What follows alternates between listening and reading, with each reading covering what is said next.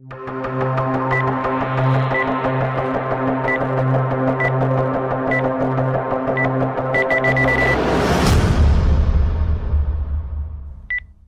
able to buy into the next round. His Scream getting it done with the opening couple of frags here. Good work. Around the corner. Takes him down. Scream has been having a very poor tournament so far, especially against Renegades, you remember. His aim was just off, and we'll see if they can capitalize here. Happy calls for the rotations. They will be committing towards A. 30 seconds remaining. Molotov's deployed. RBK is going to be the point man here, and he'll be taken down. They check the bomb site here. Up to Attacker to find a couple of frags, which he will do. 3 versus 1 now. Happy left in the impossible situation with 15 seconds remaining. He can't do it. Grab at least for Attacker. Wonderful work there. Holds strong in the pits as he manages to get 5 kills there. Kings LA USP to finish things off. A little wallbang, and it looks like it's going to be a Flash Gaming round unless this push towards middle with the flashbang in the hands of Sixer is successful. He'll flash momentarily. His teammates will all strike at the very same time. Doesn't actually come through just yet. Sixer still holds on to it. Scream jumping the gun a little bit there. There's the flashbang. They'll try and get the pick towards the underpass. Work out for them. Nice work by Summer. Happy floundering. 50 seconds remaining. RPK dodging the bullets there, and it looks like Sixer might get one. It's actually going to be Happy. Now it's a 2 versus 1. Carcer rotating in, hits the shot. 1 versus 1 with the in-game leader once again. Happy makes his way towards the bomb site, tucks himself in, finds the AK-47. Carcer seems to know where he could be. Can he find the killing blow? He can! 13 to 14. Maybe like now, I would say. And see if they can hold him at bay here. Good shot by Attacker. Happy left in a 2 versus 1. Definitely get that Molotov down. Now it might not even matter. Attacker keeps the dream alive after losing those first big kills towards the top and middle. It's all down to Sixer once again, man. He misses a really vital shot in the up-close position at the barrels of Banana. Just want to point out, Summer and Attacker have 24 and 23. They lead the way over everyone, but they're making up for a bit of dead weight. Carcer only has 6 kills in this whole game. Very quiet team. They're right in front of us, and we don't hear any sort of shouts when they win around. It's a very quiet affair. Maybe get a cheeky kill onto JDM if he overextends.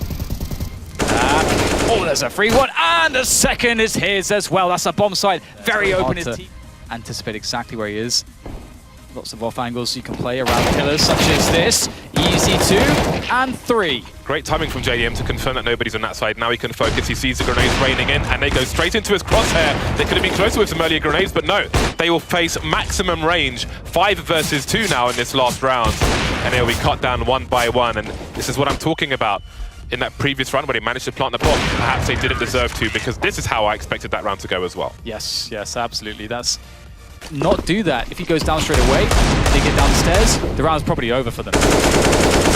Numbers game towards the A side, and this Naflies turn to spread the jab. We saw from Liquid, which will be more successful though. So many players in the red for Liquid. The Molotov will take JDM down, and Naf re-aggressives. 3 versus 3 though. Liquid could still make a fight out of this. Zeus and Twist on a combined 9 HP there. Yeah, that 1v1 loss by Nitro there, or won by JKS, was massively key. If Nitro wins that, he gets position, and the round's over. The game is over. It's very certain that that's the case, but as you say now, it's Zeus and Twist left. 9 health collectively. That is not fun. For them at least, but for JKS, he's having a great time. Finishes off move. Okay, this is turning into a mess. Elige has said no. What is going on in this round? Not like this, surely! Up close behind the smoke, taken by surprise with the AWP, and now Nifty. It's time to clutch. 2 players in the red. He spots 1 crossing, but he's got 2 more to wonder, and he can't know how tagged these players are. How does he avoid getting traded? He can't. That is a collapse at the very end. Oh my god, there is no way that it should have gone down like that. That was a massive blunder for Nitro to have the bomb. He may not have known. Someone maybe have tossed it to him, and the information may not have been communicated, and he dies when his team is so far away. Kenny S is on the prowl, does not have rifle support apart from NBK and Long, and maybe he doesn't need it. He's got the smoke to escape into, disappear into the ether. This is what we're talking about, getting Kenny S into these positions early into the round. Will get spotted, he does. Oh, there you go, quick scope from NB. Oh, Kenny S, what is going on? But they have very minimal grenades, and they will make the best of it by rushing straight into the B bomb site. There are flashbangs, but it's the T side getting the kill so far, but look at them raining in for the CTs. Apex cleaning things out, and that round is done just like that. However, they seem to have circumvented him for the time being. Molotov's flying, I think, towards the barrel position. The flashbang is there. Chopper is going to get 3 kills out of this. How has he done this? Chopper, 4 kills. That is ridiculous. G2 just got too far up, and you can see that Kashanda and JR's positions were sort of, they couldn't play off of each other because their teammates were, they had to fall too far back before the reinforcements came in. So we'll have to see. At least rounds since the guns have come out have gone their way. Kerrigan does well in the smoke. It's such a linear perspective, especially when he's not being challenged. And the Molotov as well, due to the smoke, missed the intended area. So he was given the freedom of staying on the platform. Going through connector as well after pushing through the smoke, confident that no one would be in window to respond. They get the smoke out late. There wasn't. Cost him. That will cost them though. Pushes through the smoke. Nico's waiting inside a connector and then through the smoke. Again, he finds Jimka. Felina sitting above it. No one to protect him, and down go 3. Very good from Nico. Very calm, calculated shots there. He looks incredibly sharp today. 4 for Nico. Guardian, like we said, a couple of misses there, but starts the nail shots with the AWP at this point. Gets 3 in total. Nothing too flashy at all. I'm afraid pretty standard stuff for most AWPers, but they all count. Kerrigan didn't have to jump out the window there. Like we said, that could come back and haunt them if they lose a couple of rounds in a row. But job done, they win the round. And we go into Last time Kerrigan was here, he had an M4, and he managed to go down 3. This time, straight shot with the AWP, he'll fall off of it. This will bring Olaf over, and he's got position as well at the window. Down goes Boomich already. You can see how aggressive Kerrigan is at the very start. That lovely use of the incendiary. I really like that. Stifles the terrorists. They have to panic and pull their smokes out, try and extinguish that. For QBF. Yeah, as you can see, the lack of utility really not going well for Qualifier in this particular round. They went for the fast play, and sure, they traded some frags, but close and personal, trying to use the MP9 to its full effect here.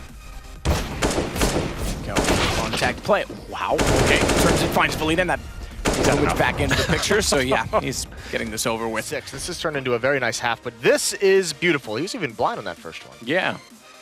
Went very high the flashbang. The next 2, though, he had just perfect vision for it. So what do we make of this? I mean, I guess the... So it seems to be back to the rushes, and they are simply clays in the eyes of Kenny. Got the long-range shotgun, shooting them out of the sky. 3 more to find. He is hunting. Trajectory tells a story. Could he get an ace in this situation? No. Let's see what he's able to do in this round. A 1v3 is going to be very tough. That's a good start, though. Doesn't take any damage really from that. Now 1v2, and he's got nades here to eliminate some of the positions to play the deduction game as to where these teams are standing.